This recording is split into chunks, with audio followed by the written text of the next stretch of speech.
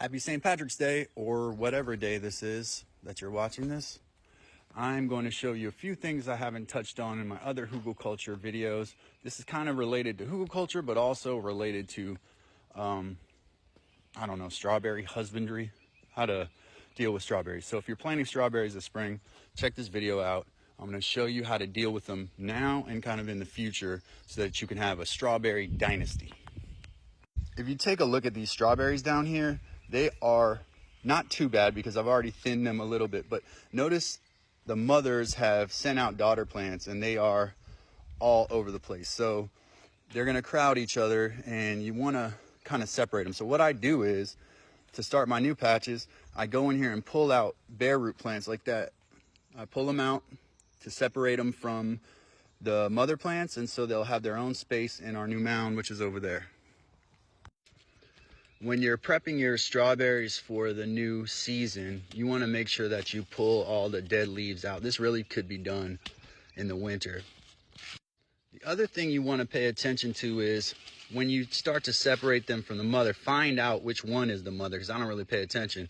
The way you can tell if a plant is geriatric or old is it kind of gets like a fat root ball and wants to be loose from the ground. So I don't transplant those because their future is not great. With a 2 to 3 year lifespan, they probably won't start a whole new patch if you don't have great luck. So I stay away from the ones where the roots are fat and they're kind of loose in the ground. You can kind of see this is a mother plant here. It doesn't look like it, but it's real loose in the ground.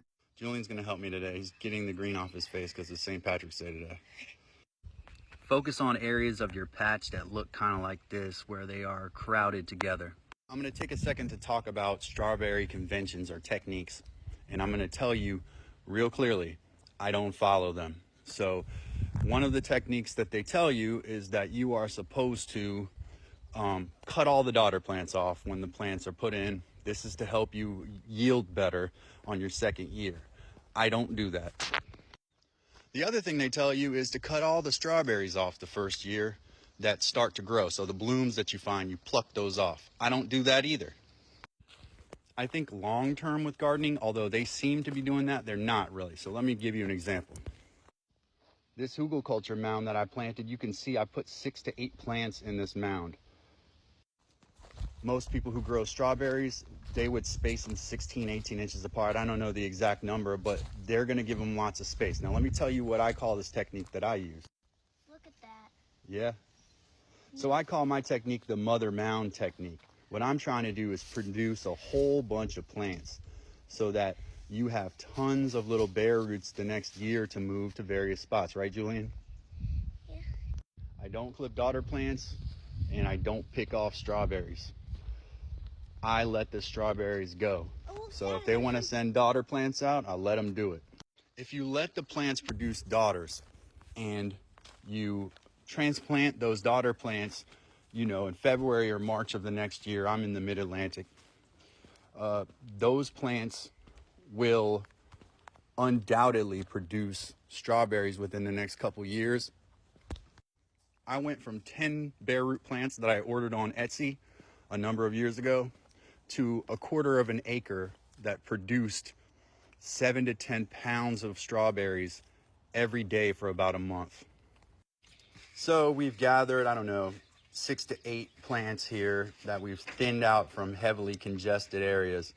And what Julian is doing right now is he is trimming off the leaves because the plant is going to preserve its nutrients if it doesn't have to feed those leaves. So he's going to cut all the big leaves off, all the little schmutz, the little daughter runners that you see coming from it. You're going to cut those off too and pull any dead or diseased leaves off as well. Should end up with crowns that look relatively like this. A little plant like this is an ideal daughter plant. It's got nice healthy roots. It's only got a little bit of growth. Generally, I have some here that are probably not ideal, but this is perfect as a young plant. It's a year old or whatever, and it's going to have a good life of producing its own daughter plants and strawberries itself. And when you're done, you should just have the little leaflet, which is called the crown, and you want to leave that above the soil level. Although strawberries in the colder early spring, you can almost cover them. We're going to show you today. We're going to cover these plants with a layer of straw up to the very top of the crown. This dirt's not ideal, but I think looking forward to the future as the Hugelkultur mound does what it's supposed to do and decomposes from the inside in, we're going to end up with great topsoil. I'm going to put one layer of decent soil on the top, like compost, and we'll plant into that. This fill dirt will kind of get better over time. Dimitri would rather do this. That's okay. So we got our crowns, and Julian's not going to step on them, and we're going to no, that's upside down, buddy. Yeah. Julian's poking in the Hugelkultur with a stick. You know, that's what he does. And he has helped me plant, and you can see just the crowns are coming up. And we put some nice compost on there too. There's some real ants living in here. Yeah.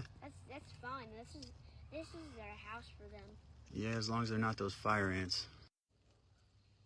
You can kind of see the difference between like basic topsoil or fill topsoil and compost, the color difference there. It's pretty obvious. The next thing we got to do is we got to add straw. I really recommend pine straw or brown pine needles. Those are what traditionally was used, and they are very good. They hold their shape and they keep moisture under them. They let water through. But I'm going to use regular wheat straw. So we're going to cover that. That should help keep it from eroding. Dimitri is spreading straw on there, and we also put straw over the month-old pile that already has pretty healthy little strawberry plants in it. The thing about Hugelkultur mounds is you really can't add too much organic material. I'm actually going to go back and I'm going to add another layer of mulch around the bottom so that they have even more like infrastructure and they keep their shape. So let me take this time to introduce myself. My name is Calvin, and I have been growing plants since I was a little boy. First time I grew and ate my own fruits and vegetables was when I was about 3.5 years old. So I've developed kind of a touch for it. It is definitely my thing. Pro tips. Use your own wood chips. That rhymes. I'm a poet and didn't even know it. 2 good reasons to use your own wood chips. Number 1, they're free. And number 2, they don't have dyes. I'll give you a third one. They get like this, and they have, these are not roots. That is fungal mycelia, if I'm saying it correctly. That means that these wood chips are broken down enough to start, you know, doing those great communication things that science is talking about now with plants and trees. And so these wood chips, no dyes, no added chemicals, and they were free. Wood chipper, good investment. So I guess I better ask the Lord to bless this mess, because I know it looks messy, but in that chaos there is order, and it will provide food and fresh organic fruit for a lot of time to come. So we put it in autopilot, we get it all ready, and we let it go.